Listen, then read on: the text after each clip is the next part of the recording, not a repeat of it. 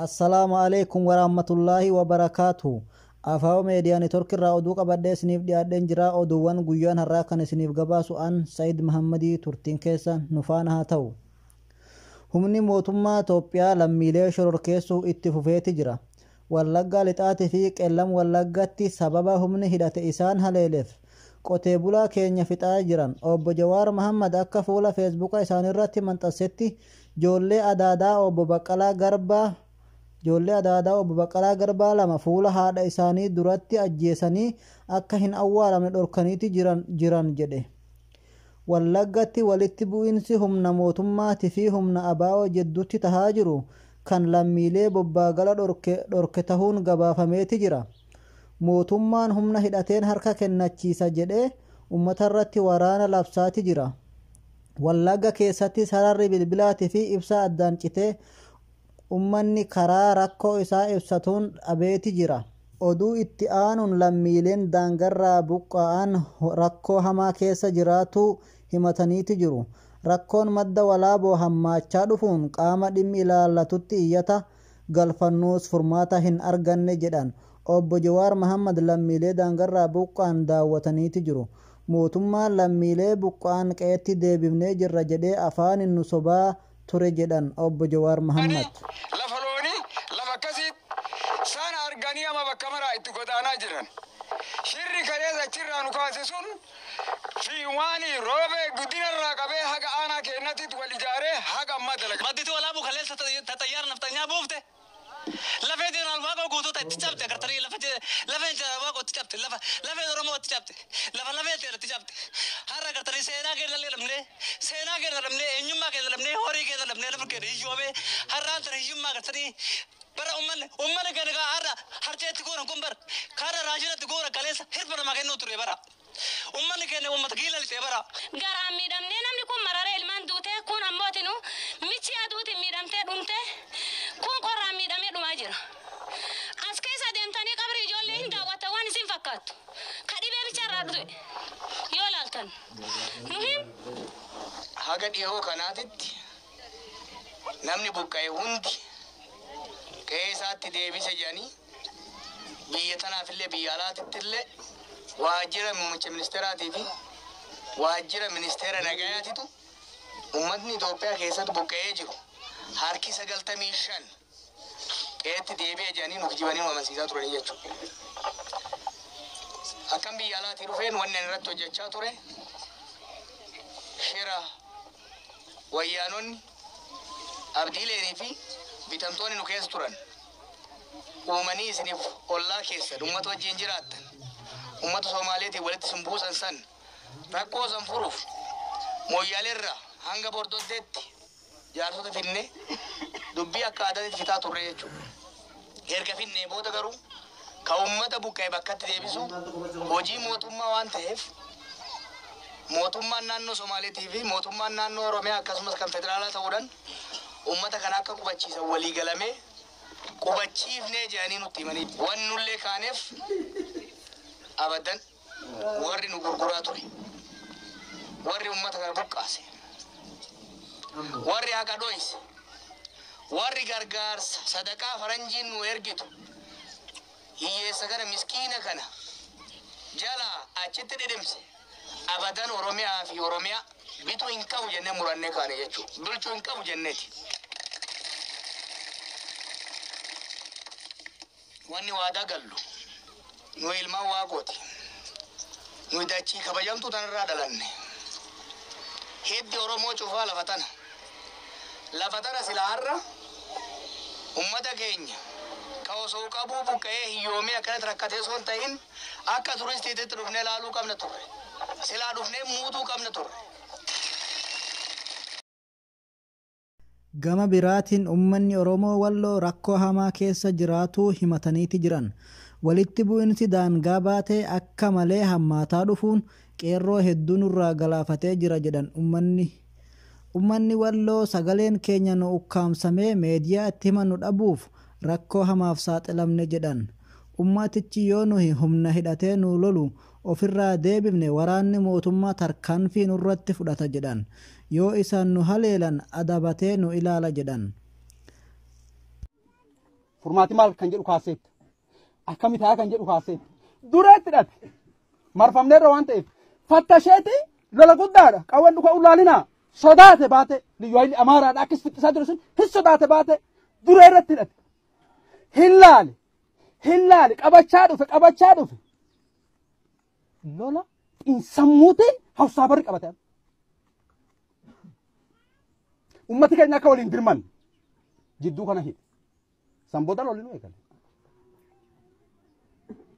kanaaf falli maal lafis nurraa fudhameera yaa burqaan qabalee burqaa mee maqumsaa laalame burqaa makalaakiyaan irra ijaarratee afar burqee kaa'eera caacattu kun fudhatameera amma taa'uun keessa nu amma dhukaasiba hin kaana fudhatameera kun laa kun adda kanaaf fudhatameera kun jabina keenyaan lola keessa dhalannee guddanne waan ta'eef abboota keenya nu eege waan ta'eef teenyeera abdii maali hamma dhumnutti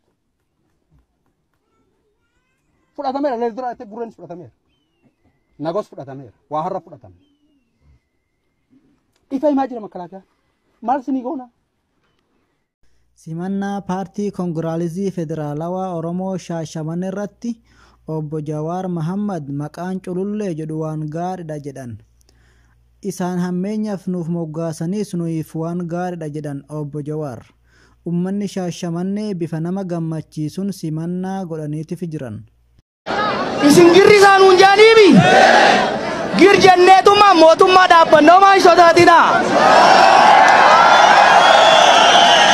Isin culullee hunjaaniibi isin cululleemi maqaa bareedaa bar culullee waan taaneef hantuuta korojoo seentu hut gooneetti fiidha jechuudha.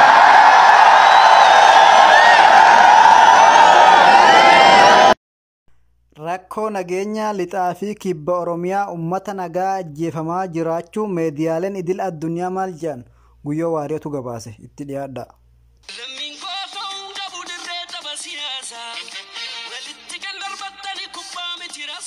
Rakkoo nageenya Oromiyaa lixa keessuma godin qeellam wallaggaati wallagga lixa keessatti uumamte jechuun uummati baay'een naannoo baqatan VOA afaan Oromoo lakkoofsi namoota qaamolee nageenyaatiin lixa Oromiyaatti ajjeefamanii dabalaa dhufu Oromiyaa Miidiyaa Neetwoork poolisiin federaala naannoo Dambidooloo qaamni hidhate sochoo barbadaa'ee jedha BBC afaan Oromoo Oromiyaa lixaaf kibba keessatti seeraaf sirni eeggatanii gaggeeffamuu jira Amnesty International dabalatee dhiyootana guutuu miidiyaaleetiif dhaabbileen idil addunyaa waa'ee lixa Oromiyaa kan ol kaasanii lallabu lubbuun lammiilee hedduulleen badde interneetiin addaanchitu namoota hedduulleen akkuma kan naannoo lollaa baqachuu jira mootummaan qaamolee hidhatanii maqaa waraana bilisummaa Oromootiin bosona keessa socho'an uummata daraaran balleessuuf opereeshinii godhuu jira jedhu uummati immoo mootummaan maqaa garee tana da'oo godhachuun lubbuu lammiilee nagaa balleessuun uummata nagaa miidhuu jiraachuu jabeessanii hoomatu wamtaa teefutuu bataakaroo mootummaaf gareen hidhatte bosona keessa sochootu uummata qotate bulaatiif horsiifate bulaa kanarra gooteen godinaalee wallagga lixa kanneen akka beegii Qondaala Mendi Gulliso Yuub Doofnajo lubbuun lammiilee duuba